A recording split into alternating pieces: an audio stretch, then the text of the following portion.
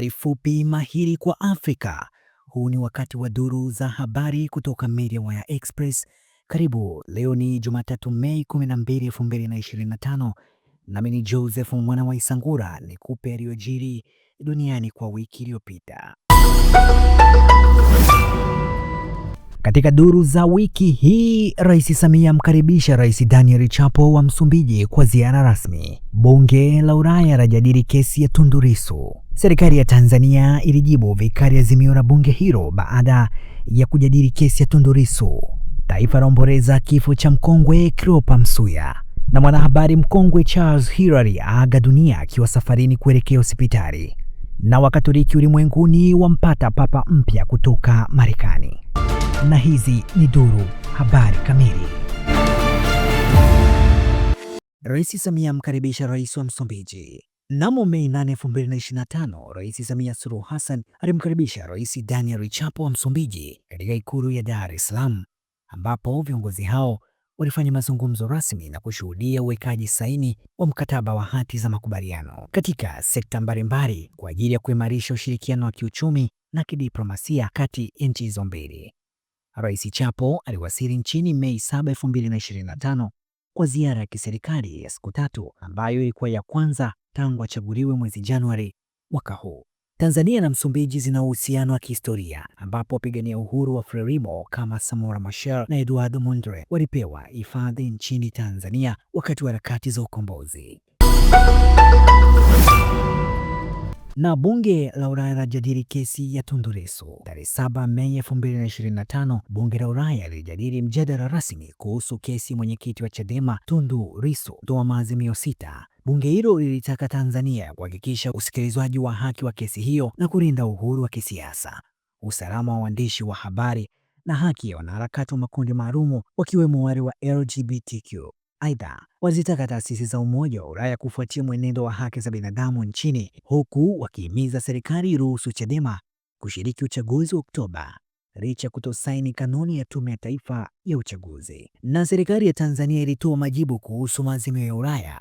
Siku moja baada ya Mei 8, 2025, serikali ya Tanzania ilitoa tamko kupitia Wizara ya Mambo ya Nje na Ushirikiano wa Afrika Mashariki ikieleza kutofurahishwa na namna baadhi ya wabunge wa Ulaya wanavyotoa maamuzi kwa kutumia taarifa zisizo rasmi na zisizo sahihi. Serikali isisitiza kuwa Tanzania inalinda mamlaka ya kikatiba na uhuru wa miliki ya dola, huku ikijivunia mafanikio ya falsafa ya 4R ya Rais Samia: maridhiano, uvumilivu, mageuzi na ujenzi mpya. Mafanikio hayo ni pamoja na kuruhusu mikutano ya vyama, kuanzisha tume huru ya uchaguzi, kuimarisha uhuru wa habari na kushughulikia usawa wa kijamii. Serikali ilitoa wito kwa taasisi za kimataifa kutambua maendeleo ya ndani na kuepuka upendeleo wa falsafa.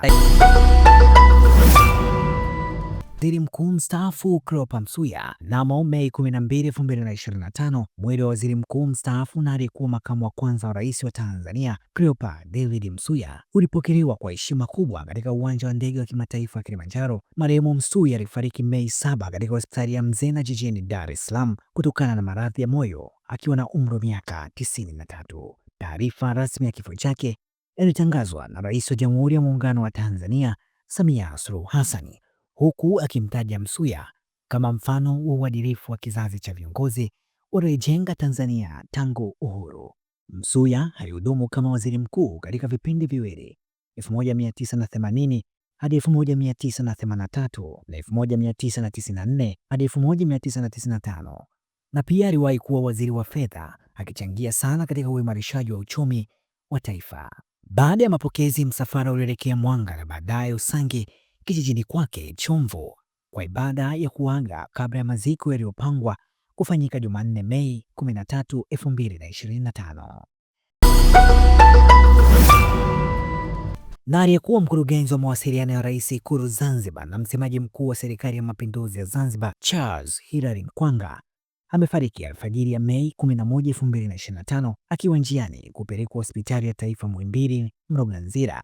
Charles Hilary alikuwa nguli wa habari aliyewahi kufanya kazi Radio Tanzania, BBC, Azam Media na pia alikuwa mkurugenzi wa UFM Radio. Aliteuliwa na Rais wa Zanzibar Dr. Hussein Ali Mwinyi kwa kushika nafasi ya mkurugenzi wa mawasiliano wa Ikulu. Marehemu atakumbukwa kwa umahiri wake katika utangazaji, uongozi wa kitaaluma na mchango mkubwa katika kukuza tasnia ya habari Tanzania. Na Kanisa Katoliki lampata papa mpya. Kanisa Katoliki duniani lampata kiongozi mpya baada ya uchaguzi wa makardinali uliofanyika katika jiji takatifu la Vatican. Kardinali Robert Francis Prevost kutoka Marekani alichaguliwa kuwa Papa Leo wa 14 akichukua nafasi ya Papa Francis.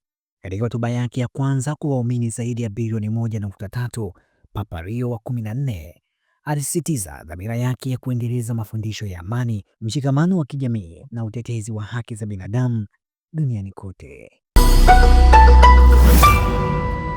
Na hizo ndizo duru za wiki hii kutoka MediaWire Express. Tunakuletea habari fupi mahiri kwa Afrika kila Jumatatu. Mimi ni Joseph mwana wa Isangura na kutakia wiki njema yenye hekima, amani na uelewa.